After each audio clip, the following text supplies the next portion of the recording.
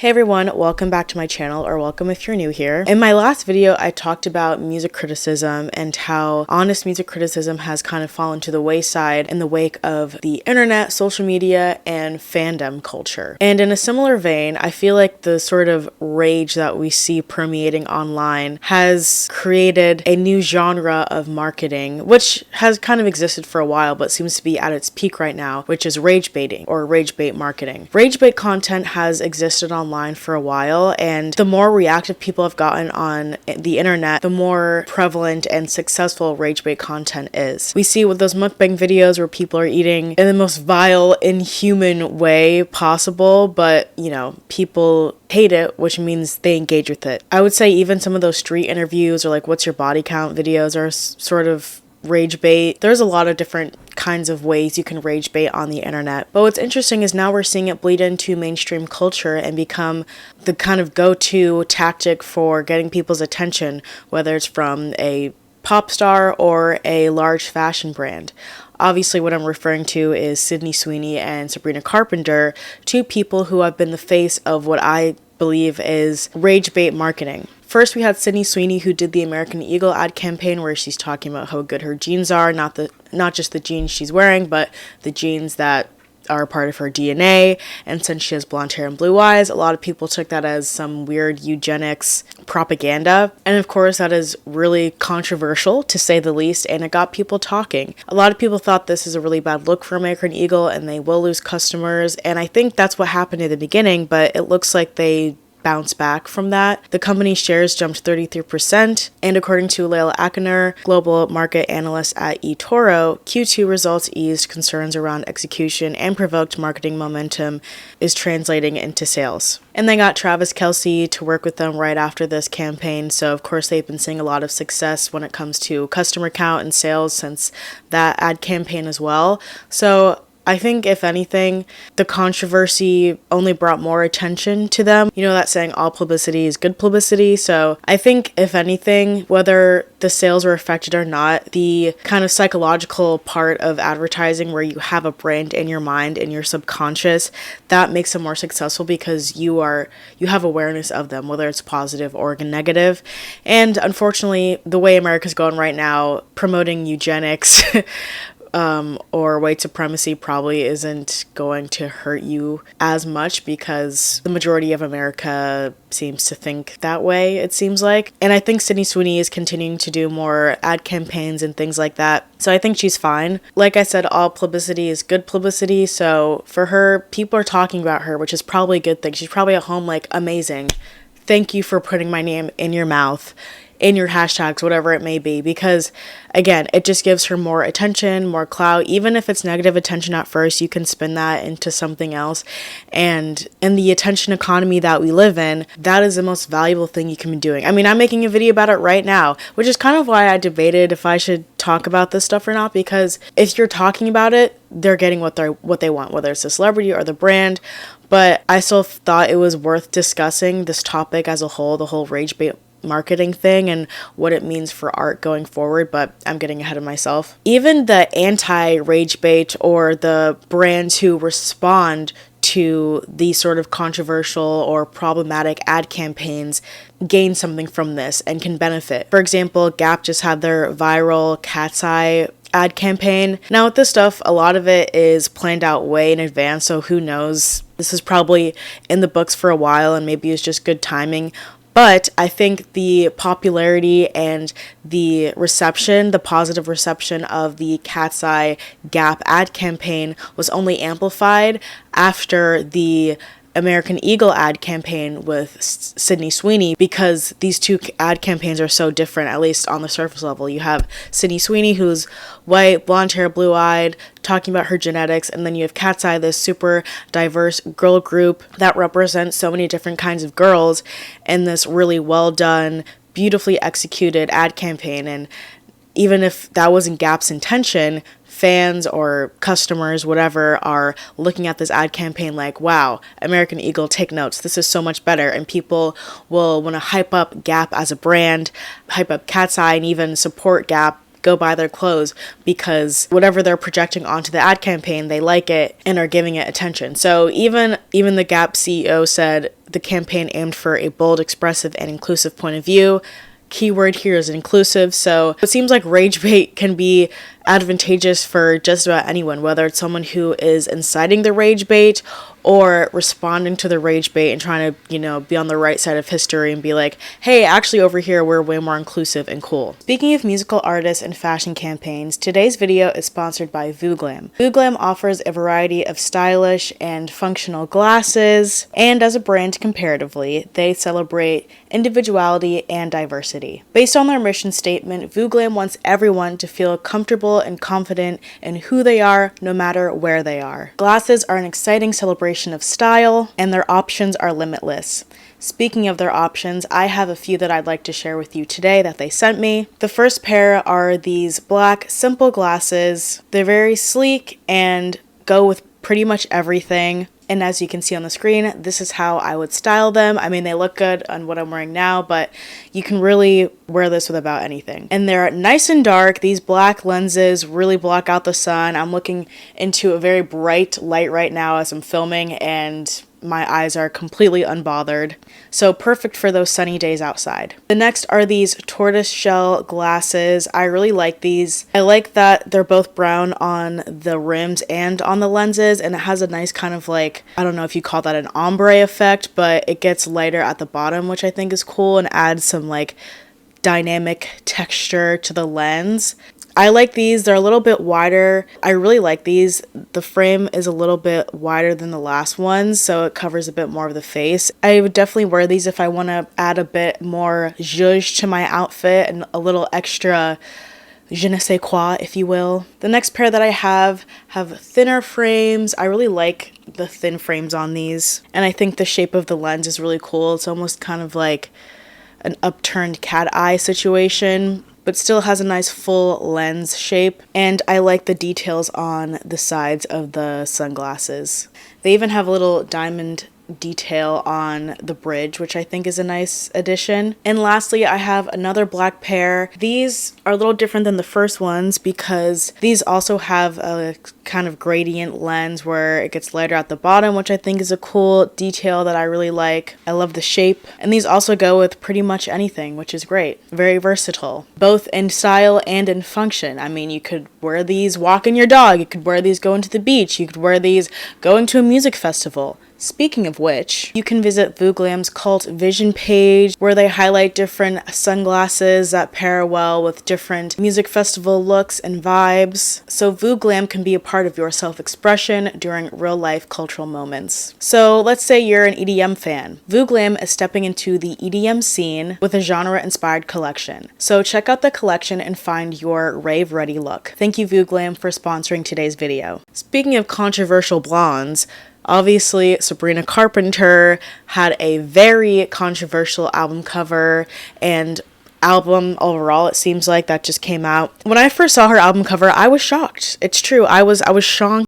I was surprised. I was gagged. I was like, wow, is she really doing this? Like, it worked, it worked on me. And I feel like for the most part, I don't get shocked by much anymore, especially when it comes to the internet and social media. Now, was I enraged? No, but I was definitely surprised. And I was like, well, I'm wondering what will be on the album. After I saw the album cover, I was like, this could kind of go two different ways. We'll see. It seems like people aren't really vibing with the album that much. So, but similar to Sweeney, I think Sabrina Carpenter is at home rubbing her little hands together going, they bought it, they took the bait, and now this is the most successful album I've ever had. I mean, she had crazy numbers when it comes to streams for this album. She is in people's mouths. People are still talking about her. So I feel like she accomplished what she was going after. Now, I don't know if she would outwardly say that. I know she talked with Gayle King about the album cover, and that interview was controversial too. When people first saw the cover of Man's Best Friend, there was a lot of tisk, tisk, tisk, and oh my. Yeah. What was your reaction to their reaction? Like, y'all need to get out more, I think. What I think is interesting about Sabrina Carpenter's album cover is that it reveals the new reality or status quo when it comes to music and content. Because now music is content. That's why she released an album just a year after her last one, Short and Sweet. She is very smart, I think, and strategic when it comes to keeping people thinking and talking about her. You know, that's why Tate McRae, I think, also released an album, I think, a year after the previous one. If you want to be a successful mainstream artist, you have to stay in people's minds because our attention spans are so short and you have to keep them talking, which is also why I think Tate McRae did that collab with Morgan Wallen. She got a #1 out of it, so I think whatever plan her and her team were brewing up worked. Even if it pisses people off, it doesn't really matter because people are going to talk about it. It'll get people's attention. And again, that's really all that matters at the end of the day. And people are also fickle. So if you spot that she's at and also maintain it, at the end of the day, the industry is always changing and there's always a game to be played. And that's just a part of it. But it is kind of a shame, I think, for artists to have to reduce themselves and their music to content. Like, it's not really about just the quality anymore. It really is about quantity. So you can compete with the algorithms and compete with not just your peers, but other independent artists who have a smaller audience who are on the same internet as you, fighting for the same thing. Lizzo actually talked about this in a recent TikTok, and I thought that was interesting. The music industry is in complete shambles right now, and you can use that to your advantage. Back in the day, the music industry was very algorithmic, as any other industry was, but that industry was controlled to a certain extent.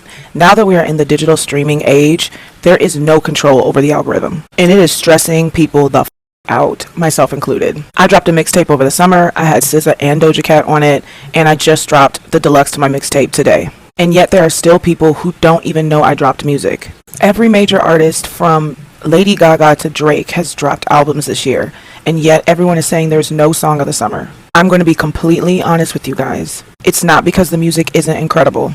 It's because the way that the algorithm is set up, no one can serve the masses anymore. This industry used to be based on serving the masses, basically like servicing your song out to certain channels and certain radio stations. The internet space wasn't so congested. There was a clear channel back in the day for major artists. Now you have to serve your people. I started a private page just for my fans because with this algorithm, just putting your music out 9 times out of 10 is not even going to reach your fan base. Think about the way this TikTok algorithm works. Look how many followers I have. Look how many followers you have. And when you post a video, how many of your followers actually see your video? Not that many, right? Because even though someone is following you, it's not guaranteed that they're going to see you on their FYP. So for new artists, this is actually incredible news. Right now is the time to put yourself out there. I wouldn't even try to go the old school route and get signed. I would just make as much music as possible, as much content as possible, and put it on the internet. It's hard to get that sort of monoculture back. It's not really a thing anymore. Everything's sort of niched down and flattened through TikTok. But at the same time, I also think because music has become content, the music maybe isn't as of high quality as it used to be because artists don't have the luxury anymore to sit back and really take the time to craft an album. And if you're a newer artist or an up-and-coming artist like Sabrina Carpenter, she's not new, but you know, her career has just taken off recently. She has to act fast and keep acting if she wants to maintain that level of stardom and success. I don't think every artist has to go through this. Obviously, there's artists like Beyonce or whatever who can take more time, but they have legacies, you know, they've been around for a while and they've been successful for a while. But even Beyonce has to do what she needs to do to, you know, make her bag. Like music, you don't make money off of music alone like you used to.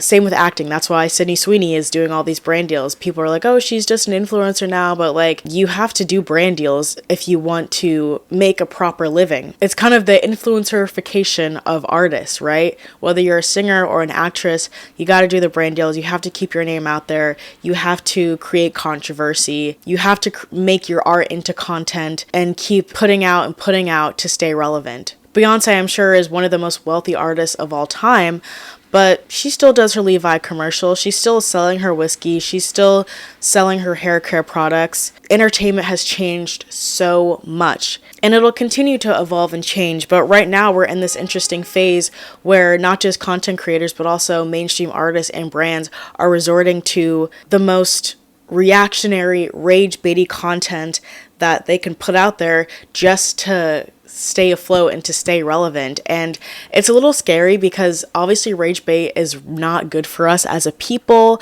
Constantly being enraged when you log online is not good for us. And when you see rage bait, it stays with you longer. That feeling of anger, it is so infectious. When you see something online that makes you angry, it stays with you longer compared to something happy or joyful that you see online. That feeling of happiness kind of dissipates quicker, whereas anger, it kind of stays in you.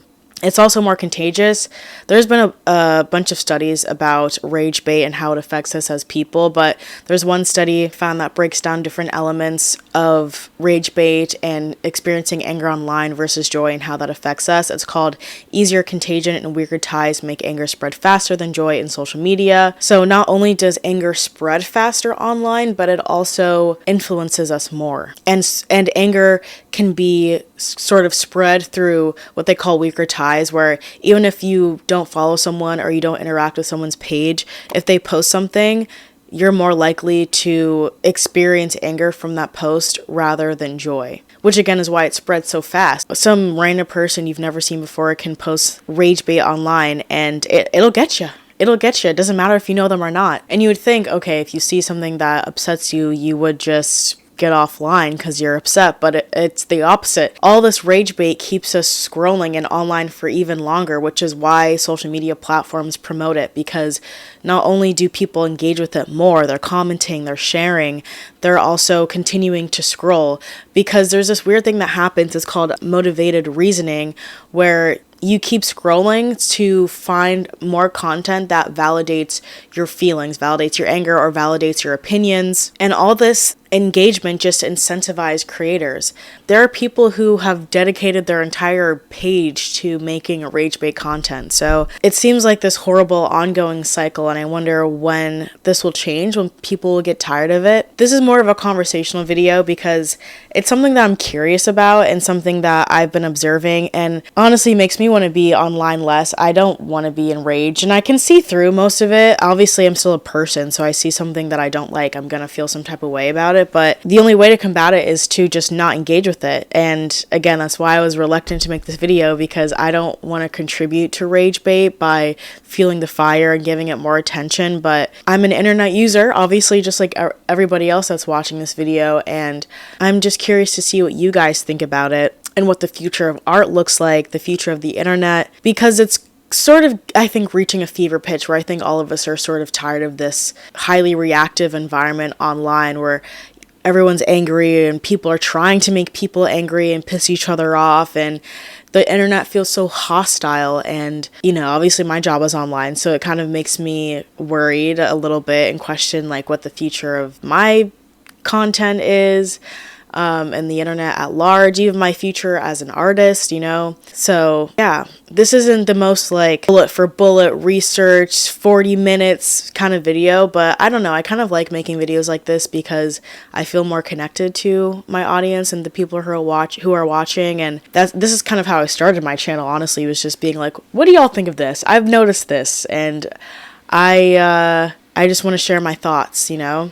I think that is actually kind of the antidote, maybe the solution to online content, and the future of it is kind of bringing it back down to earth and seeking connection, like real authentic connection. Obviously, I'm not sitting in front of you right now in person, but the more humanity that we bring into content, I think the better.